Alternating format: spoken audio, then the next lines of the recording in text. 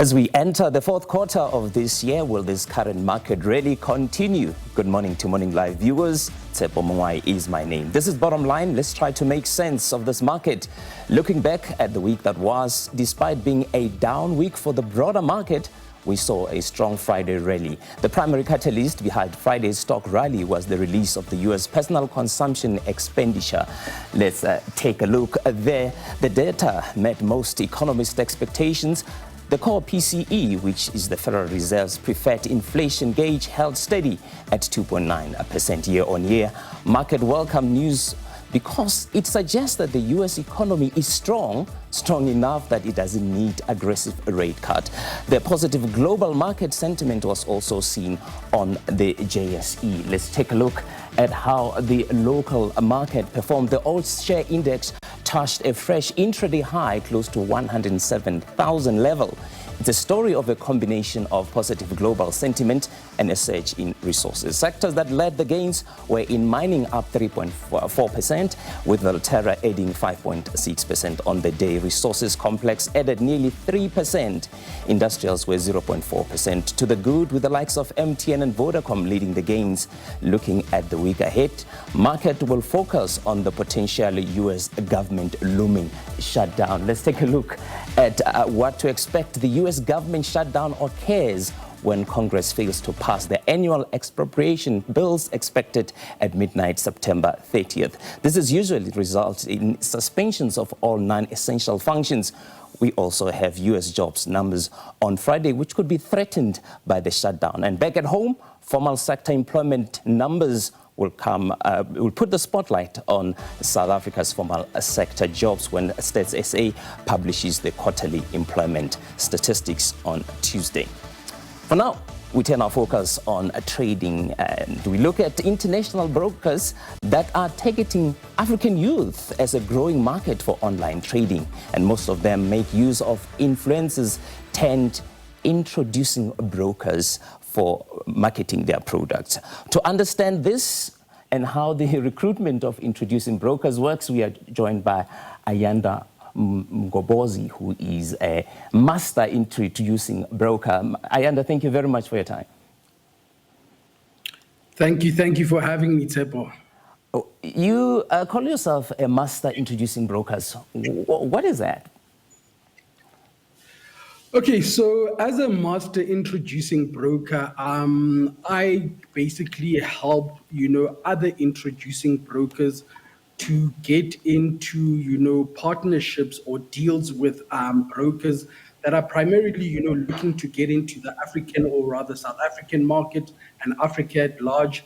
However, I also do it for local brokers. So I could say that I'm just the middleman who knows the right people who are in the industry and are doing well. We often see that these brokers often, incentivize these young people who are influencers.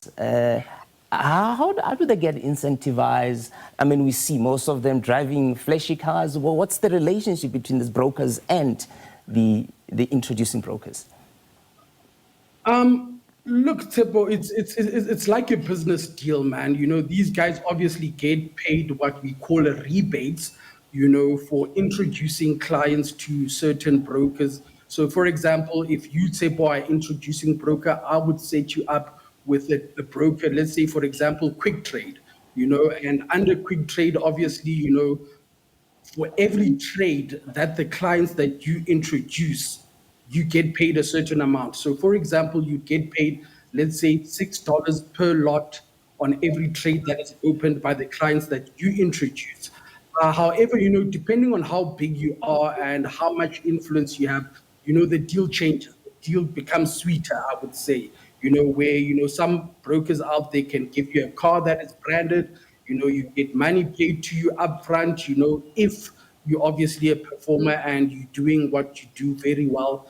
Then obviously, the possibilities are limitless. And I think that, the whole idea has really helped a lot of guys, who are upcoming, young introducing brokers to somewhat make a living, outside of this very hard job climate that we have in South Africa. How do you go about identifying and recruiting a potential introducing broker? Okay, so from my side, I've got an existing network, so over the years, by the way, I've been doing this for 14 years now.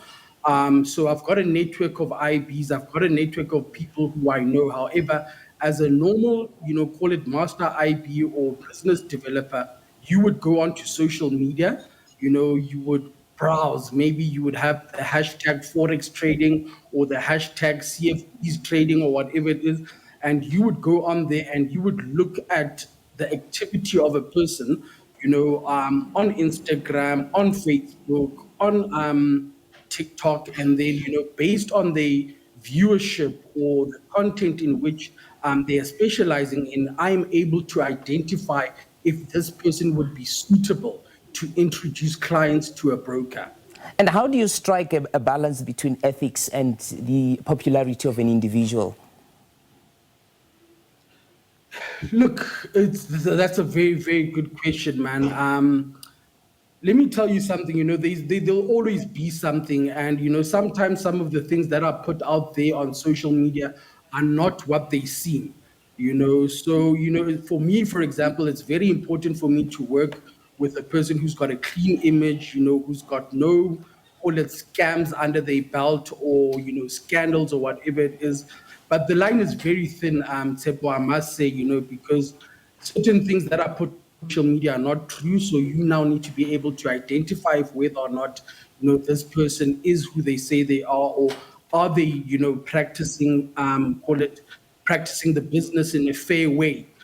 So there's no real telling if whether or not, the guy has done what people say that they do.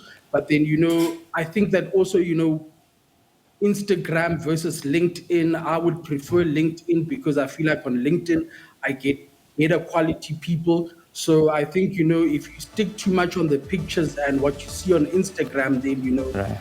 it's not the right way. Okay. All right. Thank you very much, Ayandam Gogoza. Thank you very much, Master Broker. You be the judge as you go and navigate the trading space. Well, we're back again next week, Monday, here on Bottom Line.